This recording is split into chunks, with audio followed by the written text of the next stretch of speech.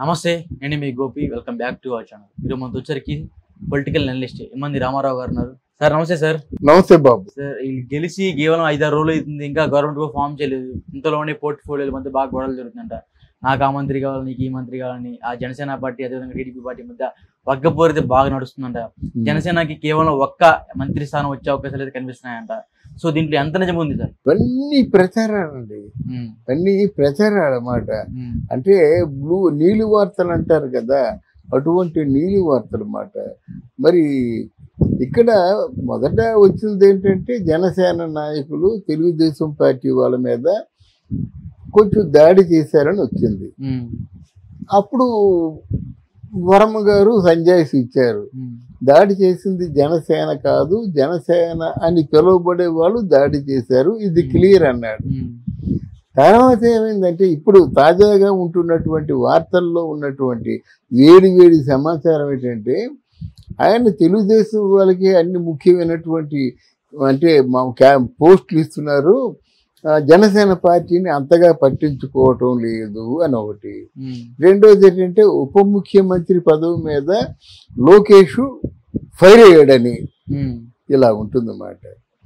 కొన్ని మాటలు మనం చెప్తే నమ్మశక్యంగా ఉండాలి. లోకేష్ చంద్రబాబు నాయుడు మీద ఫైర్ అయ్యే పరిస్థితి ఎప్పుడూ రాలేదు. ఫైర్ అయ్యేవాడైతే ఎలక్షన్ ముందు నువ్వు ఆ పక్కన కూర్చుంటాడా?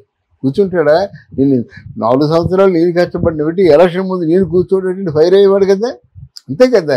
పాదయాత్ర చేశాడు, అంటే ఏ మినిస్టర్కైనా ధీటుగా సమాధానం చెప్పాడు. సరిగ్గా ఎలక్షన్ 2 నెలలు ఉందనగా సైడ్ అయిపోమని చెప్పాడు.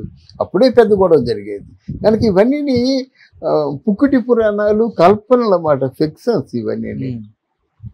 నేను అనుకుంది ఏంటంటే ఇక్కడ పవన్ కళ్యాణ్కి ఉప ముఖ్యమంత్రి పదవి ఇస్తే తీసుకోకూడదు.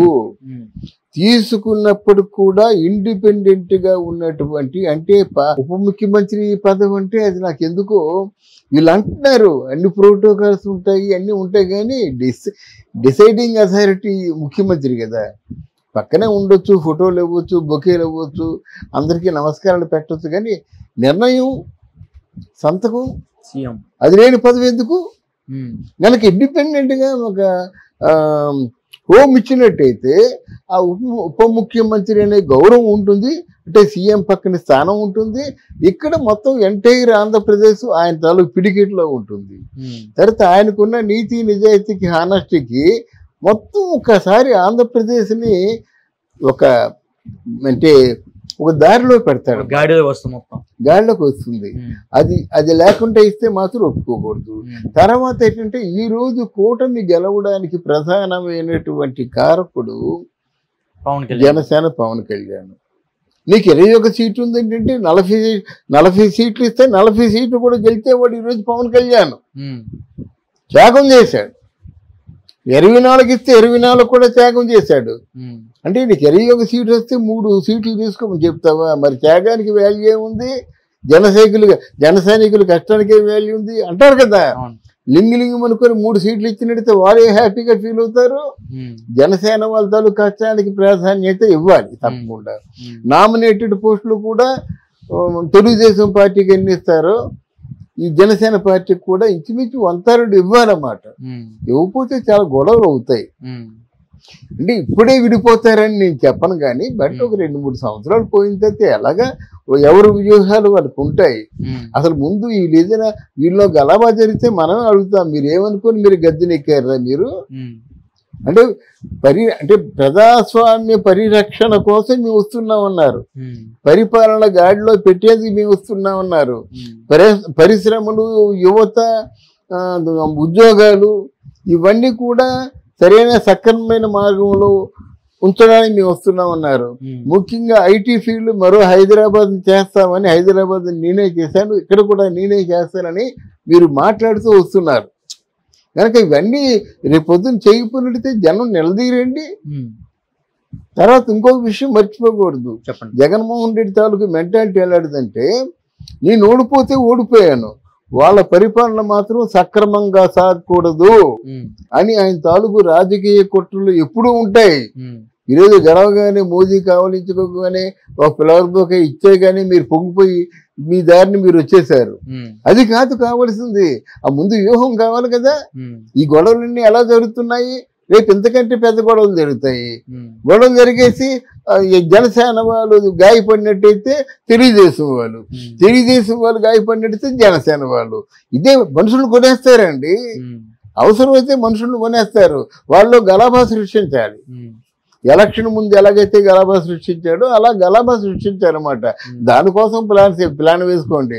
అసలు మీ అంతా మీరే గలాభా సృష్టించుకున్నట్టు ఆయన చాలా ఈజీ అవుద్ది కదా. మీలో మీరే కొట్టుకుంటుంటే వాళ్ళు ఎప్పుడు కొట్టుకుంటారు, వెళ్ళి కొట్టండి అంటారన్నమాట. మీలో మీరే కొట్టుకున్నారనేటువంటి ఆ వార్త బయటకు వస్తుంది, ఆ ప్రచారం బయటకు వస్తుంది. అది రాకుండా చూసుకోవాలంటే విస్తరణ కానీ పంపకాలు కానీ సవ్యంగా న్యాయంగా ఉండాలి. పవన్ కళ్యాణ్ ఏ మినిస్ట్రీ కోరుకోవట్లేదంట, కేవలం ఎమ్మెల్యేగా మాత్రమే ఉంటాడంట. అవన్నీ పాలిటిక్స్ అండి, అవన్నీ కాదు. కానీ పవన్ కళ్యాణ్ ఉప ముఖ్యమంత్రిని ఒప్పుకున్నట్టుగా ఇండియా టుడే వాళ్ళు చెప్తున్నారు కదా. నిన్న అక్కడ ప్రమాణ స్వీకారం అవగానే ఢిల్లీలో వాళ్ళు ఇంటర్వ్యూ చేశారన్నమాట. ఇక్కడ ఏంటంటే కన్వీనర్ గా పవన్ కళ్యాణ్ పోస్ట్ తీసుకుంటే సూపులో పడతాడు.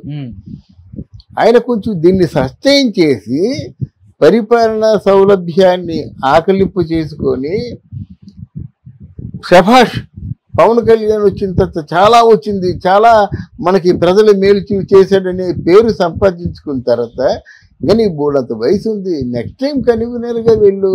ఆ వెళ్ళే కన్వీనర్ ఏదో చంద్రబాబు నాయుడు పంపించమని చెప్పండి. హాయిగా వెళ్ళడమే కదా, విజిట్ చేయడమే కదా, బుర్రతో ఆలోచించడం కానీ కష్టపడడం ఏం లేదు కదా. ఈయన ఇక్కడ కష్టపడే పని ఉంది. ఇక్కడ మొత్తం అన్ని టౌన్లు అంటే అధికార వికేంద్రీకరణ, డెవలప్మెంట్ వికేంద్రీకరణ తప్పకుండా జరగాలి. అప్పుడు చంద్రబాబు నాయుడు చేసినటువంటి తప్పదే. ఒక్క హైదరాబాద్నే డెవలప్ చేశాడు, మిగతా ఏది కూడా దేనికి పనికిరేగట్ట చేశాడు. ఇప్పుడు తిరుపతిలో, చిత్తూరుకి తిరుపతిలో మాత్రం బాగా డెవలప్మెంట్ జరగాలి ఒకటి. ఇక్కడికి వచ్చేసరికి గుంటూరు విజయవాడ మధ్య మంచి డెవలప్మెంట్ జరగాలి. మూడోది గోదావరి జిల్లాల్లో మంచి డెవలప్మెంట్ జరగాలి. నాలుగోది విశాఖపట్నంలో జరిగిన డెవలప్మెంట్ కాదు, ఐటీ హబ్ గాను శాటిలైట్ సిటీ అని అంతకుముందు చంద్రబాబు నాయుడు చెప్పాడు. అంటే స్టూడియోలు నిర్మాణము, ఈ యాక్టర్స్, ఈ ప్రొడక్షన్ అంతా ఒక్క విశాఖపట్నం టు భీమిలి బోల్డ్ అంత భూములు ఉన్నాయండి. స్టూడియోలు పెట్టుకుంటే అక్కడి నుంచి కదలకుండా ఉంటుందన్నమాట. తర్వాత అందరూ వచ్చేసి మమ అన్నట్టుగా శ్రీకాకుళం జిల్లా వెనకబడిందని చెప్పేసి చప్పట్లు కొట్టించుకుంటున్నారు. కానీ వెనకబడిన శ్రీకాకుళం జిల్లాకి మీరేమిస్తున్నారు అది చెప్పాలి కదా. అయ్యయ్యో శ్రీకాకుళం జిల్లా చాలా వెనకబడ్డది.